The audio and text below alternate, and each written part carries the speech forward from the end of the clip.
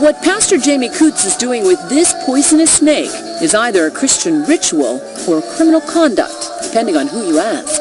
Therefore, if any man be in Christ, he is a new creature. In tiny churches tucked away in rural Appalachia, what began generations ago as an expression of faith is turning into a fight over religious freedom in America.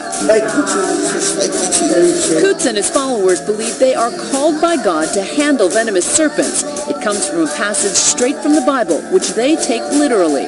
They pick up serpents, and if they drink any deadly poison, it will not hurt them. In this small church of fervent believers, we saw the pastors lay hands in healing prayer and dance with collective adrenaline. Pastor Andrew Hamlin appears almost possessed by the Holy Spirit as he handles poisonous snakes. Even if bitten, they often refuse medical treatment and rely instead on prayer for healing, even speaking in tongues. Where's the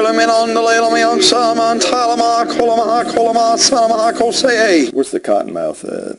But local authorities see the snakes as a reckless, dangerous menace to public safety that's already taken lives and will take others. He admitted that he had snakes and took us to the church, and officers went in, picked the snakes up out of his snake room and seized them. Earlier this month, the state of Tennessee seized 50 poisonous snakes from Pastor Hamlin and cited him for illegally possessing them. Banning ownership was passed back in 1947 after 5 worshipers were killed over the course of 2 years. Pastor Coots even had a parishioner die in 1995 after refusing anti-venom following a rattlesnake bite. No charges were ever filed in Kentucky. If someone gets bit in my church and they're not immediate family, I will call 911, have the paramedics come out, and let that person tell them, I don't want medical attention. Bitten here. Coots himself has been bitten 9 times. A rattlesnake bit me here. Each time he refused medical attention. Rattlesnake here. The worst time, Coots says, was when a timber rattler bit his middle finger. It was the most pain I guess I've ever felt in my life.